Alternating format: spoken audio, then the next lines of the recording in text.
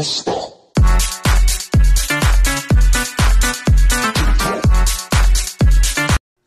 Nandito nga pala ako ngayon guys sa bakery. Ayan, sa bake shop po guys para bumili ako ng aking merienda. Wow! Ayan, naghahanap-hanap ako dito ng tinapay na aking magugustuhan. Ayan nga, medyo natutukan ko na ngayon guys. Ang Munay. Ayan, Munay, ang paborito ng bayan. Munay. Ayan, dahil mayroon akong dalang peanut butter. Ayan, tatry natin guys ang peanut butter.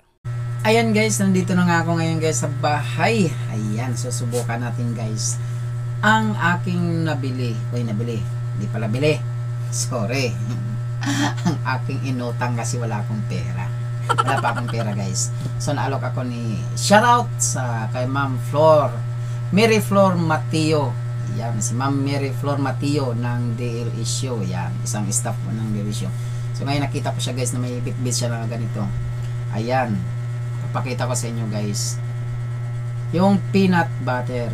Peanut butter kasi guys paborito ko talaga to na ano na palaman. So na alok niya na ako nito guys.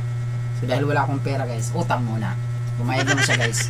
Pero sa tingin ko talaga guys, napakasarap nito guys. Tikman natin guys. So, mayroon na rin akong binili na tinapay. Syempre merienda ko kasi kararating ko lang galing sa trabaho. Pagdating nagme-merienda talaga ako guys. So pagkakataon ko na to para malalasahan ko to guys. Pero pagkaramdam ko talaga guys, napakasarap nito guys. Kasi karamihan sa mga ano lang sa akin lang observation guys sa mga peanut butter guys, ang hindi talaga masarap sa tingin ko lang yung pag pinisil mo siya guys na hindi siya malambot. Yan, pag matigas yung sa ilalim parang tuyo na. So ito guys, pag ginanong ko siya guys, ang lambot talagang creamy to guys. Napakasarap siguro talaga ito guys. Kasi sabi niya talagang napakasarap to guys. So tikman natin ito, nakasilid pa talaga siya guys. Yan. May tinapay na rin ako dito guys. Hindi ko lang kung ilan maubos ko dito guys. Susubukan ko pa. Tapos nandito nakahanda na rin ako sa aking merienda ngayong hapon na to guys. So shout out nga pala kay Ma'am Mary Flor Mateo. Yan. Salamat po sa iyong pautang. Ay dahil wala tayong pera guys, utang mo na para makamerienda. Yan, paborito ko ang peanut butter. Ay, sorry. Peanut butter. Peanut butter pala guys. Yan ang guys. Yan, nakapakasarap nga talaga guys. Ayan. Talaga makikita natin to guys na ayan guys, so pag ginanong ko siya parang ano talaga, homemade niya talaga to guys. Homemade niya talaga to. Siya talaga mismo may gawa daw nito. So talagang bango. Bango talaga. Sarap. Ayan guys, wow. Ayan So makikita mo guys talagang napakalambot na pagkagawa ng napakasarap to. Pag ganito, ito yung paborito ko guys kasi pag nilagay mo sa tinapay guys, talagang yung hanggang ilalim talaga ng bote nito, yung lagayan nito malambot. So yung iba kasi guys sa mga kung na-observe nyo sa ibang mga peanut butter guys, yung pinakailalim, yung sa kakaganon mo kahit anong mo ng kutsara, sa katagalan natutuyo yung ilalim, tumitigas. Pero ito talaga napakalambot hanggang ilalim guys, kaya homemade niya talaga ito guys, masarap. So nandito na guys, susubukan natin guys. So may tinapay na rin ako, ng munay guys, at ating hiwa-hiwain na guys. Wow, sarap. Parang di po ko pa nga na guys, parang ramdam ko na talagang lalong sa tinapay, lambot ng tinapay guys, sa peanut butter pa lang busog na ako. Yan nga guys. Yan. Sarap na pag maraming guys. Yan nga guys, damihan ko na para solve. At syempre guys, mayroon na rin akong pang-partner dito. Yan, gulaman. Wow. Yan, gulaman siya guys. Yan guys. May merinda na rin ako ngayon. Ayan na. Pakita ko sa inyo guys. Tinda ng asawa ko guys, gulaman. Mayroon din kaming milkshake tsaka gulaman. So gulaman ang kinuha ko kasi medyo nagsawa na ako sa milkshake.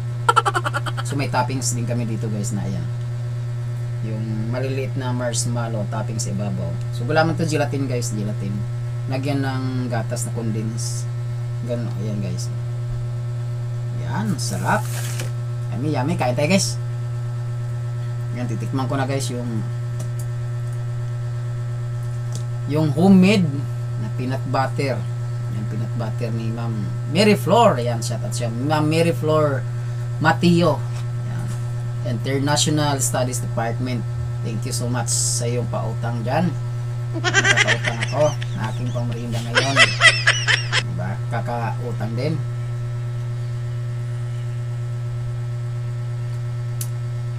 Sarap guys, sarap. Talaga, sarap. Tataya ko sa inyo guys ang isang kamay ko guys. Ito sarap talaga. Ayan guys, oh. Ano, talagang laki ng ano ko. Ayan guys, oh. Ay, tumutulo guys yung ano. Talagang sarap. Sarap niya talaga. Kung gusto nyo guys umorder guys, just comment below lang guys. Just comment below lang. So ilagay ko lang yung sa description guys yung pangalan niya para pwede nyo sila makontak guys. Sa Maynila to guys. Nasa Maynila. Hindi ko lang alam si Ma'am Flor ko saan nakatira. Pwede kayong umorder doon guys. Marami siyang ano nito. Hindi kayo magsisisi guys. Napakasarap yan oh. Lumalabas saan nyo guys oh. Ayan oh, lumalabas. Kasi nga napakalambot. Talaga manunuot, hindi siya matigas. Pag ilagay mo sa palaman, sa tinapay. Tumutulo talaga. Sarap. Tataya ko yung isang kamay ko guys ito. I swear. Ayan, sarap. Hindi kayo magsisisi guys. Mura yung to guys, mura lang. Kaya pag order kayo sa kanya, okay lang diretso na kayo sa kanya guys. Ayan. Para talagang makapili kayo guys. Ay, maka-order kayo ng marami talaga guys. Sabi sa inyo, pag patikman nyo to, sabi ko sa inyo, baka isang araw lang to guys, papakin nyo to. Kasi ako gusto ko na to papakin, pero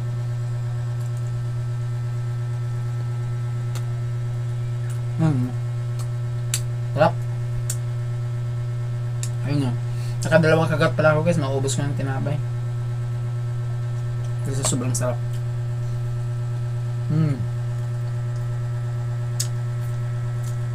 Pag-isang pa nito guys. Gulaman. Wow. Kaya guys, tumugots. Kaya kalating lang. Medyo matraffic eh. Siyempre, gawa namin gulaman. May condense, may toppings pa na ano. Masarap. Nagtagpo yung sarap. Napaka. Lagay ko guys sa ano, sa baba sa description yung pangalan niya guys. Hindi ko pa siya natanong kung pwede ko ba ilagay yung number niya. Kasi GCash ko lang sa kanya yung bayad guys. Kung pwede ko ba ilagay yung number niya. Pero masigurado ako sa pangalan niya, ilalagay ko doon sa description para makontak mo sila guys kung gusto nyo order. Hindi ko lang alam kung saan siya sa Maynila guys na nakatira. Pero sa Maynila kami nagtatrabaho parehas. Lagi kami nagtatalubong. Ayun, sapak. Sarap.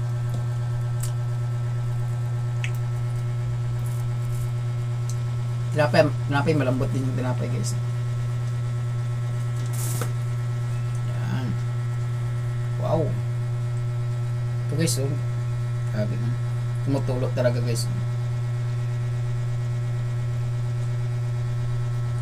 Kasi mararamdaman mo naman guys kung ano, yung lambot ng peanut butter. Kung nasa ibabaw lang yung lambot niya. Makikita niyo yung guys eh. Kasi pag pisil nyo pa lang ng ano, ng bote, maramdaman nyo yun guys eh. Kung sa ibabaw lang yung lambot niya. Yan. Yan, napakalambot guys. Yan o. So, talagang hanggang ilalim talaga guys. Puro to guys, wala siyang halo. Wala na siyang hinalo guys. Yun sabi niya guys, wala na siyang hinalo na iba. Basta puro tong mani. Nagay niya. Kaya masarap. Pa. Sarap, kahit malaking kagat. Sarap. Yan o. Lumalabas yung ano guys. Oh, wow.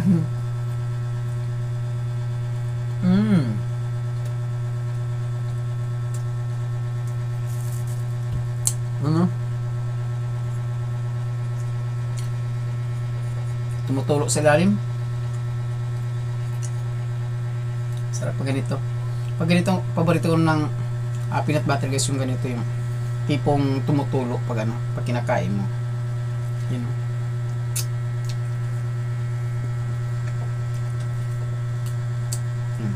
Kabayan pa lang. Yan.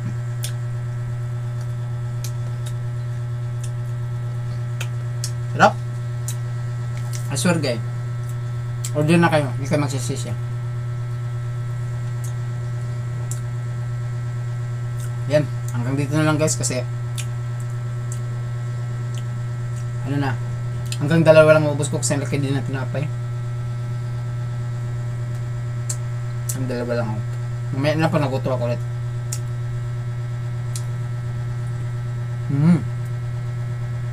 Diba? Order na kayo guys. Masarap. Hindi kayo magsisisi. Swear.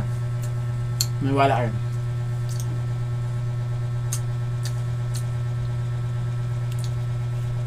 Ang ganda ng ano pa niya, sticker. May mga sticker pa siya. Siya lang may gawa nito guys. Homemade niya to. Kaya masarap. Mas gusto daw niya siyang gagawa guys, tapos ibenta niya para alam niya yung kalidad ng gawa niya. Para pag inalok niya, sigurado talaga hindi siya mapahiya. Yan, tama guys. Babalik-balikan talaga guys. Hindi lang sa mapahiya. Talagang napakasarap. Niwala kayo guys. Sarap. Nakadalawa ako. Laki ng tinapay. Diba? Halos 3 subo lang sa akin yung tinapay guys. Sobrang sarap ng ano niya, peanut butter. Tapos haluan pa ng gulaman. Yan, gulaman. Gelatin. Tapos may toppings na marshmallow maliit. Okay, hanggang sa muli. Thank you so much everyone. Don't forget ni Lucas Tulo on TV. Ayan, sa mga kaibigan ko dyan, subscribe na po, like and share. Thank you so much. Bye bye everyone.